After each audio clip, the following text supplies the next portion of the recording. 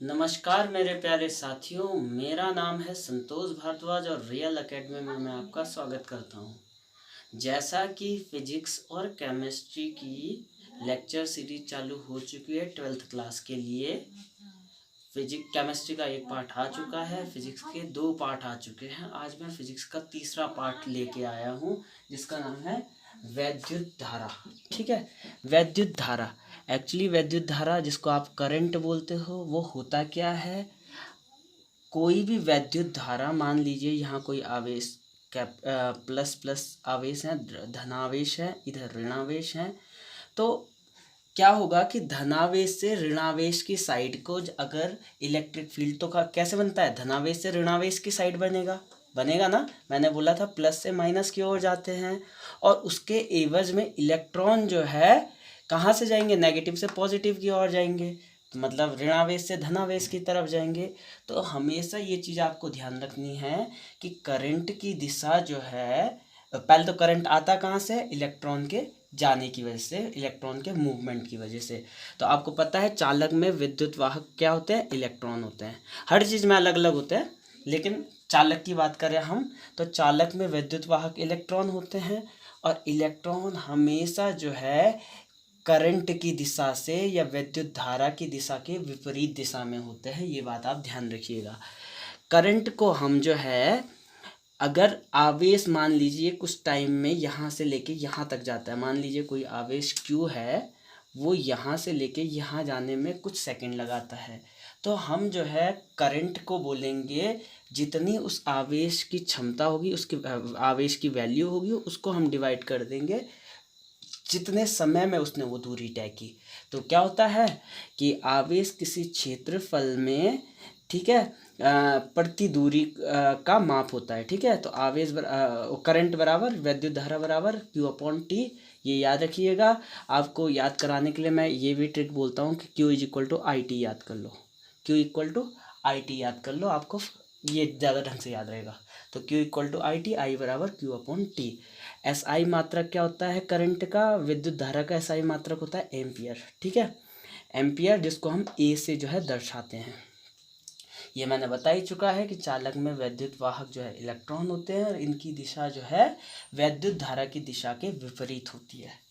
अगली चीज़ जो है आपकी बुक में लिखा है कि ये एक स्केलर क्वांटिटी है, एक अदिश मात्रा है। क्यों है ये अदिश मात्रा? इसका तो डायरेक्शन भी है, ये इसमें तो दिशा भी है, जिसका मैग्नीट्यूड भी है। तो फिर ये अदिश क्यों है, ये सदिश क्यों नहीं है?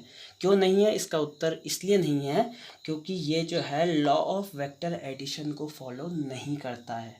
आपने पढ़ा होगा लॉ ऑफ वेक्टर एडिशन में कि जो है अगर F फोर्स होता है ना, लॉ ऑफ वेक्टर एडिशन को फॉलो करता है बल, तो F=F1 F का स्क्वायर F1 का स्क्वायर प्लस F2 का square plus 2F1 F2 cos theta.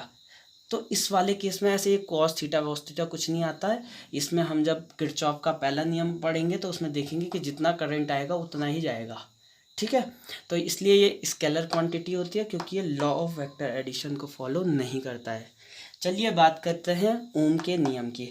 ओम का नियम कहता है कि वोल्टेज जो है, विभव जो है डायरेक्टली प्रोपोर्शनल होता है किसके, करंट के। करंट माने विद्युत धारा। ठीक है, तो विभव जो है अनुक्रमानुपाती होता है किसके, विद्युत धारा के, जिसके कारण एक कांस्टेंट मेरे पास आता है जिसको हम बोलते हैं R।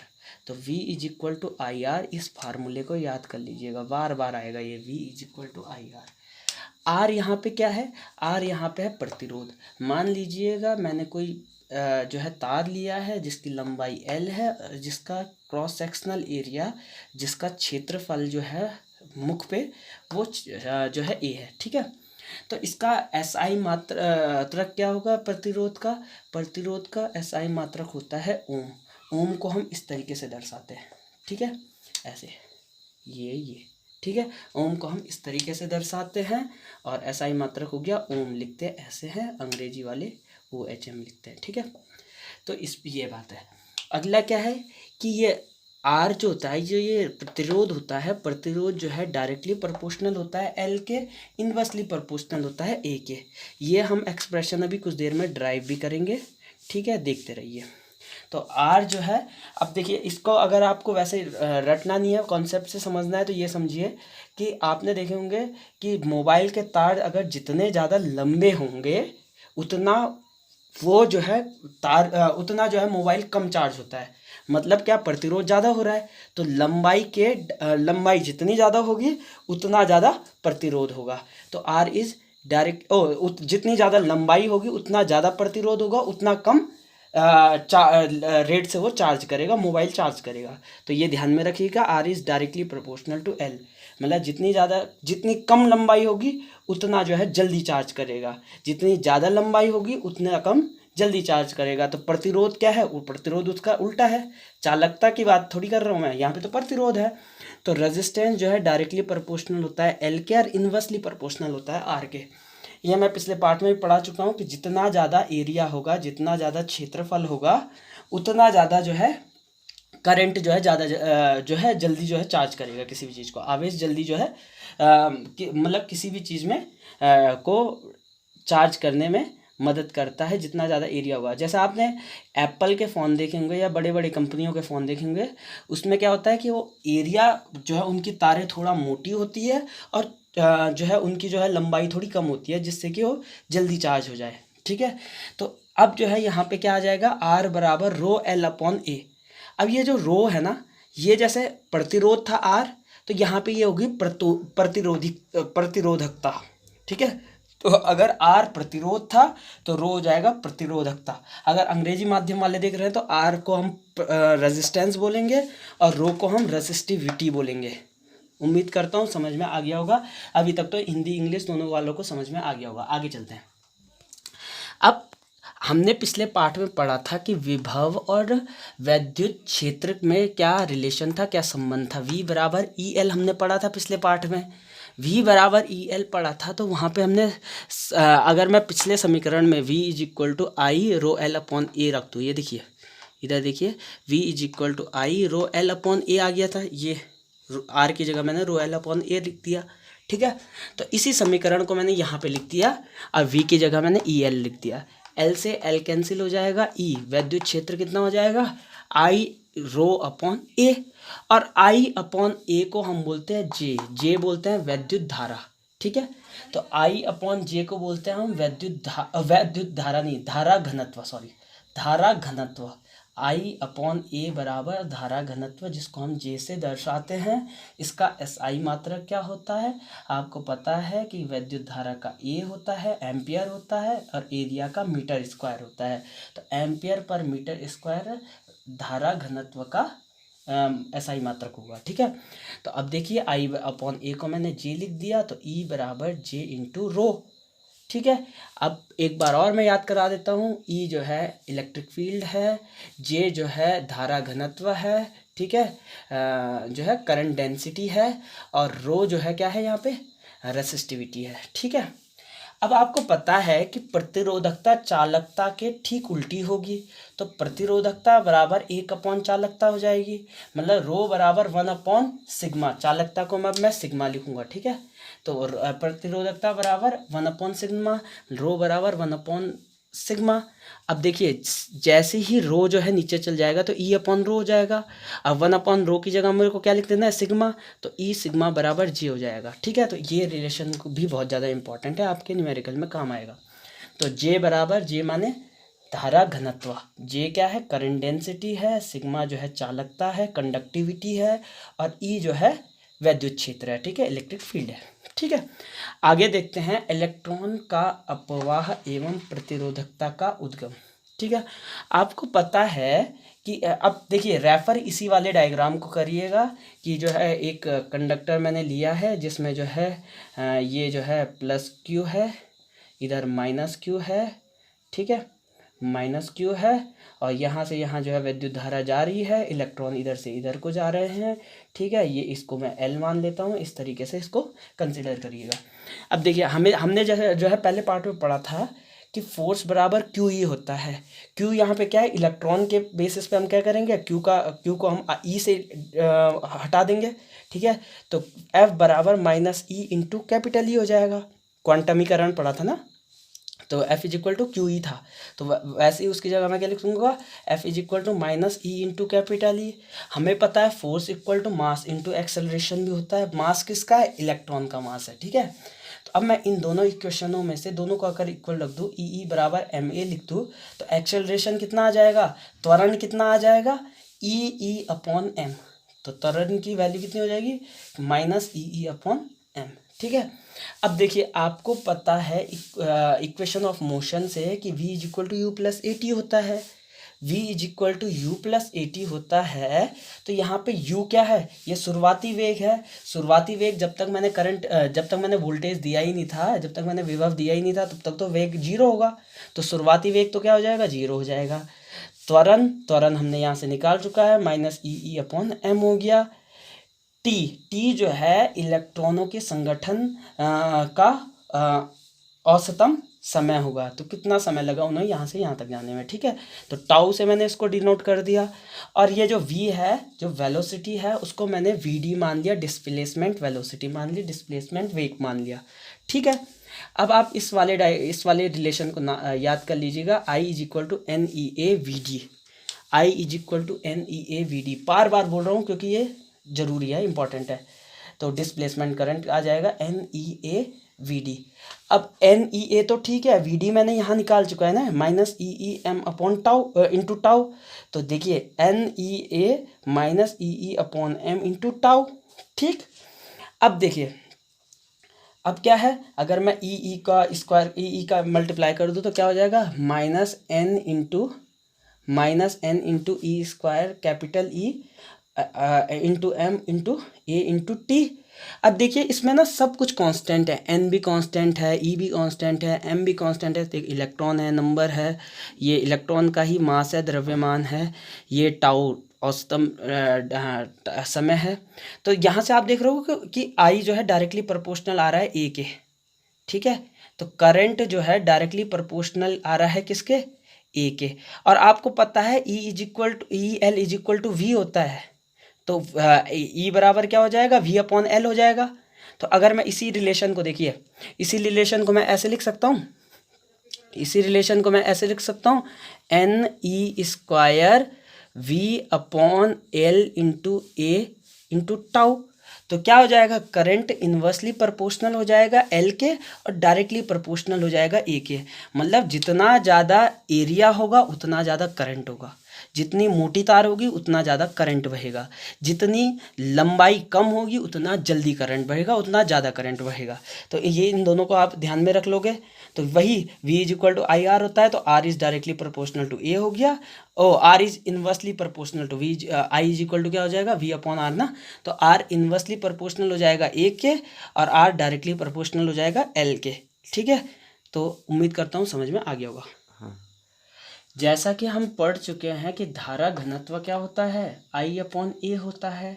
I क्या है, एन ई ए वी डी है, अपॉन ए है, ए से ए कैंसिल हो जाएगा। तो धारा घनत्व क्या हो जाएगा, एन ई वी डी हो जाएगा। वी डी का मान कितना निकाला था हमने अभी, ई अपॉन एम, यही निकाला था, इंटू टी, ठीक है, यही निकाला था। और एन ई पहले से है ही। अब आपको पता है चालकता जो है प्रतिरोधकता के ठीक उल्टा होता है, ठीक रेसिप्रोकल होता है। तो चालकता बराबर 1/ρ हो जाएगा, रो का मान, ठीक है। तो और आपको पता है कि सिग्मा बराबर और क्या होता है, धारा घनत्व अपॉन ई होता है, धारा घनत्व अपॉन ई होता है।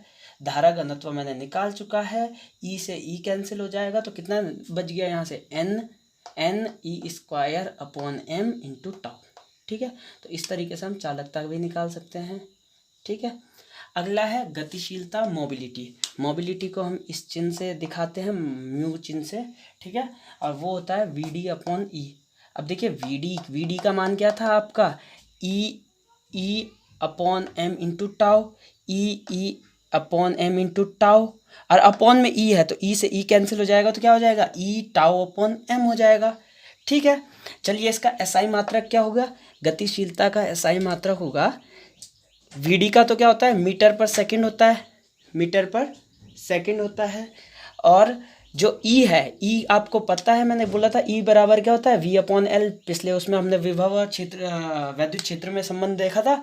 तो वी वोल्ट पर मीटर, तो वोल्ट पर मीटर लिख लेंगे, मीटर मीटर मीटर स्क्वायर पर सेकंड पर वोल्ट, तो मीटर स्क्वायर पर सेकंड पर वोल्ट इसका SI मात्रक हो जाएगा। जैसा कि हमने ओम के नियम में पढ़ा था कि V is directly proportional to I है, हम अगर वोल्टेज बढ़ाएंगे तो करंट भी बढ़ेगा। अगर मैं वोल्टेज बढ़ाऊंगा और करंट भी बढ़ेगा तो एक कांस्टेंट आया था मेरे पास जिसको हमने रेजिस्टेंस बोला था, प्रतिरोध बोला था, तो प्रतिरोध को हम R से बोलेंगे। तो इनको इस तरीके से जो है दिखाते हैं, वोल्टेज बढ़ाऊंगा करंट बढ़ेगा, और इसके साथ जो ये एंगल बनाएगा वोल्टेज के साथ उसी को हम बोलते हैं क्या है, प्रतिरोधकता या रेजिस्टेंस। तो इसको हम इस तरीके से पिक्टोरिकली दिखा सकते हैं, ग्राफिकली दर्शा सकते हैं। आगे देखिए, कुछ ड्रॉबैक भी हैं, कुछ जो है समस्याएं भी हैं ओम के नियम में। बात करते हैं क्या समस्याएं हैं ओम के नियम में, ठीक है। एक ओम ने बोला V is directly proportional to I, voltage current के डायरेक्टली प्रोपोर्शनल है, जितना मैं करंट बढ़ाऊंगा उतना वोल्टेज बढ़ेगा। लेकिन कुछ ज़रूरी थोड़ी है कि जो है हर पदार्थ में यही गुण फॉलो हो। यद्यपि ज़्यादातर पदार्थों में ये गुण फॉलो होता है, V is directly proportional to I होता है, लेकिन बहुत सारे पदार्थों में ये काम नहीं होता है। डायोड्स के केस में तो होता ही नहीं है, जो हम 14वें अध्याय में पढ़ेंगे। तो ये भी एक समस्या है। दूसरा, इसने जो है ओम ने जो है -V की बात तो की ही नहीं है। तो ये एक आध समस्या है, बाकी आप पढ़ लीजिएगा, ज़्यादा इम्पोर्टेंट नहीं है। अगला क्या है, प्रतिरोधकता की ताप पर निर्भरता। एक चीज़ याद रखिएगा, जितना मैं तापमान बढ़ाऊंगा उतना ही प्रतिरोधकता बढ़ेगी, जितना ताप घटाऊंगा उतनी प्रतिरोधकता घटेगी, चालकता बढ़ेगी।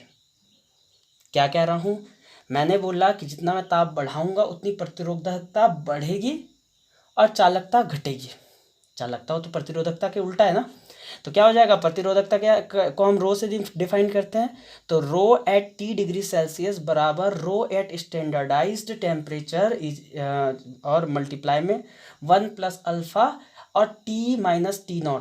मान लीजिए T0 एक वैल्यू है जहाँ तक कि जो है उस पर कोई असर नहीं पड़ना था, तो टेम्परेचर के साथ प्रतिरोधकता पे कोई असर नहीं पड़ना था। जैसे मैंने टेम्परेचर को उससे ऊपर रख दिया तो जितना इन दोनों के बीच में अंतर क्या आएगा, उसको मैं थर्मल कोफिशिएंट ऑफ कंडक्टिविटी से मल्टीप्लाई कर दूंगा, अल्फ़ा से मल्टीप्लाई कर दूंगा और जोड़ 1 कर दूंगा और इसको इसके साथ मल्टीप्लाई कर दूंगा। तो 1 प्लस अल्फ़ा डेल्टा T से हम जो है रेसिस्टिविटी निकाल सकते हैं, ठीक है। और रो T इज इक्वल टू, ये फॉर्मूला याद रखिएगा, फॉर्मूले से क्वेश्चन बन सकता है एग्जाम में। अगला क्या है, वैद्युत ऊर्जा। वैद्युत ऊर्जा या शक्ति, आपको पता है कार्य बराबर IV डेल्टा T होता है, ठीक है। और आपको पता है कि पावर क्या होती है, कार्य अपॉन टाइम, ठीक है। अगर मैं इसकी आपको वैल्यू बताऊं तो नहीं होता था, इसका मात्रा क्या होता था, न्यूटन मीटर पर सेकंड होता था। तो न्यूटन मीटर तो कार्य हो जाता था, कार्य क्या होता था, W is equal to FDS, ठीक है। तो ये न्यूटन होता था, ये मीटर होता था। अब इसको जब मैं दोबारा टाइम से डिवाइड कर दूंगा, सेकंड से डिवाइड कर दूंगा, तब जाके मेरे पास पावर निकल के आता था, शक्ति निकल के आती थी। तो शक्ति बराबर del W upon del T होगा, डेल T से डेल T कैंसिल हो जाएगा, तो P बराबर क्या हो जाएगा, IV हो जाएगा। तो ये फॉर्मूला आपको याद करना है, बाकी नहीं भी होगा कोई दिक्कत नहीं है। तो P बराबर IV होता है, आपको पता है V बराबर IR होता है, तो V बराबर IR होता है, तो V की जगह IR लिख दो, I इंटू I स्क्वायर हो जाएगा, R ऐसे ही हो जाएगा, तो पावर बराबर I स्क्वायर R। आगे है प्रतिरोधकों का संयोजन, ठीक है। प्रतिरोधकों के संयोजन, सबसे पहला है श्रेणी संयोजन। मतलब कि अगर मैं रजिस्टर प्रतिरोधों को अगर मैं सीरीज़ में जो है लगा दूँ, सीरीज़ में माने एक के बाद एक लगा दूँ, श्रेणी क्रम में लगा दूँ, ठीक है। तो मैंने पहले रजिस्टर को एक लगाया है पहला, फिर दूसरे को उसी के आगे ऐसे लगा दिया, वोल्टेज लगा दिया ऐसे। तो करंट क्या करेगा, पहले करंट यहाँ से जाएगा, पहले इस रजिस्टर से गुजरेगा, फिर इस वाले रजिस्टर से गुजरेगा और फिर जो है वापस आ जाएगा। लूप होना ज़रूरी है, ये याद रखिएगा। अब देखिए, करंट तो पूरा वही जा रहा है, जो जा रहा है वही आ रहा है, ठीक है। लेकिन वोल्टेज क्या है, पहले वाले में V1 होगा, दूसरे वाले में V2 होगा। तो टोटल वोल्टेज कितना होगा, V बराबर V1 प्लस V2 होगा। अब V is equal to IR होता है, तो पहले वाले में I इंटू R1 होगा, दूसरे वाले में I यही होगा इंटू R2 होगा। तो I into R1 plus I into R2।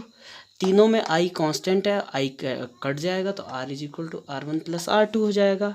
तो इन जनरल अगर मैं सीरीज़ में कॉम्बिनेशन के लिए फार्मूला बनाऊँ तो R बराबर क्या हो जाएगा, R इक्विवेलेंट बराबर क्या हो जाएगा, अब R1 plus R2 plus R3 plus R4 plus up to Rn तक। ठीक है, अगला है अगर मैं पैरेलल कॉम्बिनेशन करता हूँ, पार्शव संयोजन करता हूँ तो तब क्या होगा। अब मैंने जो है सीरीज़ में नहीं लगाया बल्कि पैरेलल में लगाए, ये करंट इधर को भी बट रहा है, इधर को भी बट रहा है, इधर को भी बट रहा है। ठीक है, मान लीजिए पानी का पाइप है, वो इधर को भी जा रहा है कुछ पानी इधर को जा रहा है, कुछ पानी इधर को जा रहा है। ठीक है, तो वैद्युत धारा भी पानी की तरह बिहेव करती है। ठीक है, अब देखिए वोल्टेज लेकिन सेम है, वोल्टेज सेम है, सिर्फ क्या चेंज हो गया, करंट तीनों उसमें अलग हो जाएगा। तो आप क्या, आपको पता है करंट जो है यहाँ से अगर आई आ रहा है तो इन तीनों में बट रहा है वही आई, तो आई बराबर I1 plus I2 plus I3 हो जाएगा। ठीक है, V is equal to I R होता है तो I is equal to V upon r हो जाएगा, I is equal to V upon r हो जाएगा। अब I is equal to V upon r हो गया, और पहले इस वाले में क्या हो जाएगा, I1 अपॉन R1 हो जाएगा, दूसरे में I2 अपॉन R2 हो जाएगा, तीसरे में I3 अपॉन R3 हो जाएगा, sorry V upon R3, sorry V upon r ना, तो V अपॉन आर बराबर V upon R1 plus V upon R2 plus V upon R3 हो जाएगा। सब में वोल्टेज सेम है। ठीक है, तो सारे वोल्टेज कट जाएंगे, तो 1 अपॉन आर बराबर 1 upon R1 plus 1 upon R2 plus 1 upon R3। In general अगर मैं फार्मूला बनाऊंगा तो 1 अपॉन आर इक्विवेलेंट बराबर क्या हो जाएगा, 1 upon R1 plus 1 upon R2 plus 1 upon R3 up to 1 upon Rn।